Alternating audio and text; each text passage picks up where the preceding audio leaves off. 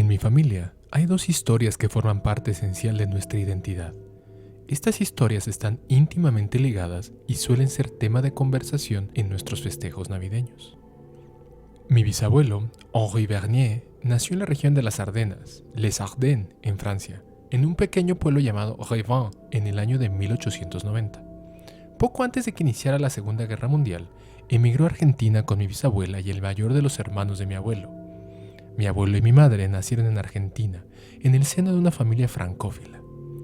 Para no extenderme en el árbol genealógico, solo explicaré que después del golpe de Estado en 1976, que terminó con el peronismo, mi madre llegó a México, en donde conoció a mi padre, y así es como mis hermanos y yo entramos en escena. Al contar la historia de los orígenes de la familia y de mi bisabuelo, era inevitable contar una de sus experiencias más terribles, el servicio que hizo a su patria durante la Gran Guerra. Corría el año de 1914 y el bisabuelo Henri se casó en el mes de mayo. Para el mes de agosto de ese mismo año fue llamado a servicio en el frente, pues su pueblo estaba dentro de la línea de avance del ejército imperial alemán.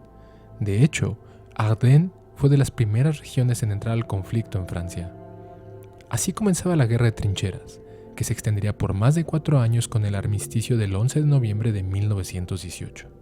La historia que pasó de generación en generación dentro de mi familia hablaba de lo crudo que era la guerra, de los horrores que no nos podemos imaginar y las carencias que vivió la gente que estaba en sus hogares, como mi bisabuela.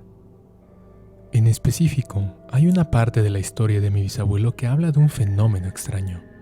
El 24 de diciembre de 1914, estaba en la trinchera con sus compañeros franceses y un grupo de ingleses de la Fuerza Expedicionaria Británica.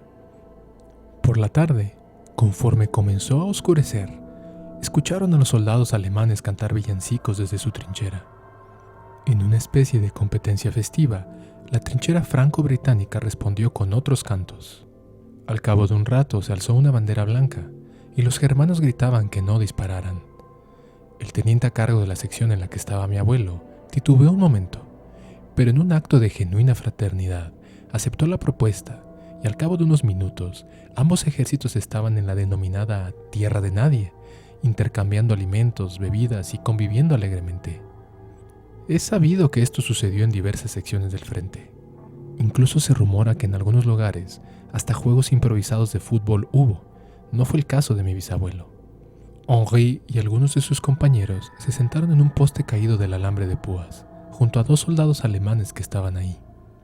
Entre todos encendieron una pequeña fogata para mitigar el frío y uno de los germanos sacó una botella de licor.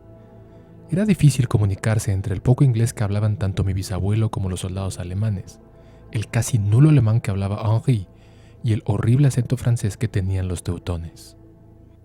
Lo que sí podía distinguir mi bisabuelo era algo atípico en el uniforme de estos soldados. En el gris plano y austero de sus uniformes resaltaba un bordado negro con la silueta de un oso. Si mi bisabuelo entendió bien, los soldados eran hermanos y su madre les había hecho ese distintivo. Después de un par de horas, el teniente dio la instrucción de volver a la trinchera. Los franco-británicos se despidieron de sus temporalmente amigos alemanes y todo parecía volver a la horrible normalidad. La buena noticia es que el comandante alemán y el teniente acordaron que no habría hostilidades durante el día de Navidad y que se podría transitar con seguridad por la Tierra de Nadie, siempre y cuando no se acercaran a las trincheras. Cuando menos, esa noche los soldados pudieron dormir tranquilos. A la mañana siguiente, el día de Navidad, el teniente informó a sus hombres que una cuadrilla debía ir a la Tierra de Nadie para reparar secciones del alambre de púas. Mi bisabuelo y sus amigos se ofrecieron, y justo empezarían por donde habían estado la noche anterior. Cuando llegaron ahí, empezaron con las reparaciones. Cavaron un poco para reemplazar el poste caído con uno nuevo, y encontraron algo que los dejó impactados. Apenas cubiertos por tierra, había 2 cadáveres de soldados alemanes. Estaban en un estado de descomposición notorio, por lo que debían llevar ahí al menos una semana. Mi bisabuelo y los otros soldados inmediatamente los examinaron. En sus uniformes había un bordado de oso. Eran los sujetos de la noche anterior. Avisaron al teniente, que hizo señales a la trinchera alemana, y cuando un mensajero se acercó, le explicó que había cuerpos de soldados alemanes que podrían llevárselos sin contratiempos. Mi bisabuelo se ofreció a ayudar y al volver a su trinchera escuchó decir al teniente que los soldados alemanes dijeron que se trataba de 2 hermanos que llevaban perdidos 10 días. Para Henri, toda la experiencia de la Nochebuena había sido una forma en la que sus espíritus les dieron a él y a sus compañeros una señal para que sus cuerpos fueran llevados de vuelta a casa.